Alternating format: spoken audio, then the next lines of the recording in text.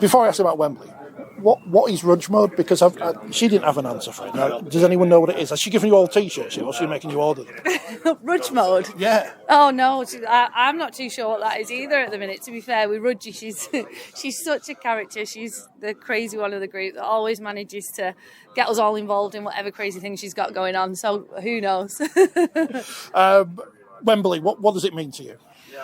Oh, it means everything. Like this competition, the Challenge Cup, is special to us as a group. We've had so much success in it. It's special to me personally. You know, as a player, I've played in a lot of Challenge Cups, even prior to Women's Super League. And when I was a kid, this is how I got involved in the game. It was, you know, playing the schools final, the Champ Schools, that was played the day before, and then getting paraded as part of the Challenge Cup final. So, yeah, that whole occasion is really what made me fall in love with rugby league. So to get to be there at the National Stadium and be part of it as a player that's, you know, showcased live on television, then yeah, it's pretty special. I was listening to the game yesterday. I wasn't there. I've not seen the highlights yet, but it sounded like it was physical against York. Are you okay?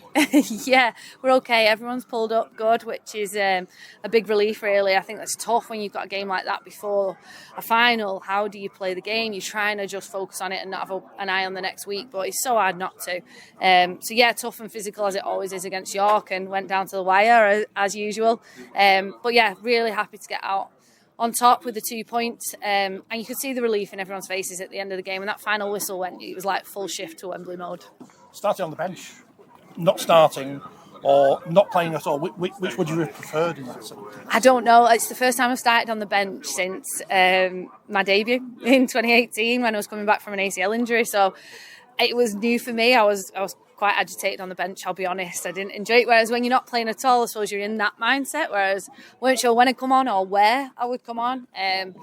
But yeah, probably came on a little bit earlier than maybe anticipated in the middle, and just tried to get through some work really, because it is so tough in the middle against that York pack. So tried to get on and make a little bit of a difference, and just really glad that we managed to get the win in the end.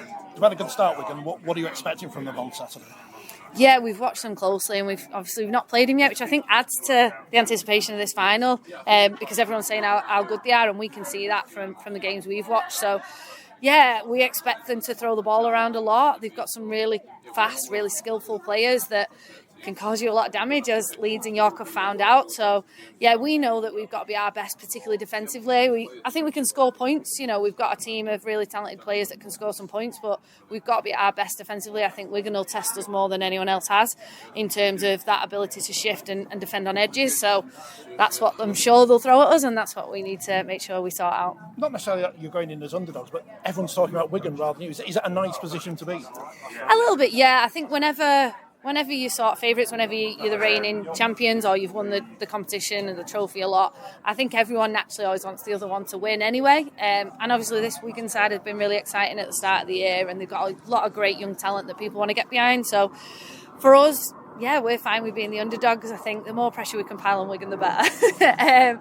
Yeah, for me, we just want to go out there. We know what we can do. We know what we need to do. We just need to go out there and actually execute that. And then I'm sure, you know, it'll go as we want to if we can do that. But whoever manages the occasion the best, I'm sure will come out on top. And that's the thing, only two women's teams have played at Wembley, yourselves and Leeds. How important is the fact that you have been there? You know exactly what you're doing when you get there and all the arrangements and such. Yeah, I mean, look, when it comes down to it, I'm sure it's probably not going to make a massive difference. But we have got experience, and we've got a lot of players who've been in big games, irrelevant of Wembley. You know, I think that's one of the strengths of our side, is the leaders that we've got in the group, the older heads, you know, quite a lot of older players, which I think at times in finals does really help you out, because we have people that you know you can rely on who've been there before, muscle memory to just get through it all, and hopefully that will be an advantage for us. But I know we're going to come out firing no matter what, so we've just got to match it. Now, despite the fact George Williams is stood alongside us, you've watched a lot of games in Super League, obviously on the telly this year. Who's going to win the men's final? You can whisper if you don't. Oh, it's a tough one, that. I don't know how to call it. It's really exciting. All my family are Warrington fans, so they love it, the fact that we get there and Warrington get there like they did last year. So they've got two reasons to be there supporting. So I know all my family are going to be supporting Warrington. You can't look past how good Hull KR have been. I think even on Friday night playing against Saints, and I thought that might be the occasion Saints could get them with an eye on Wembley, but even still I thought defensively they were outstanding and they've got such magic in their squad, so that's going to be an exciting one. But I think people have written Warrington off before when they haven't had a full strength squad. 2019 when they played Saints and they had quite a lot of injuries there, so they know how to perform when they're underdogs. So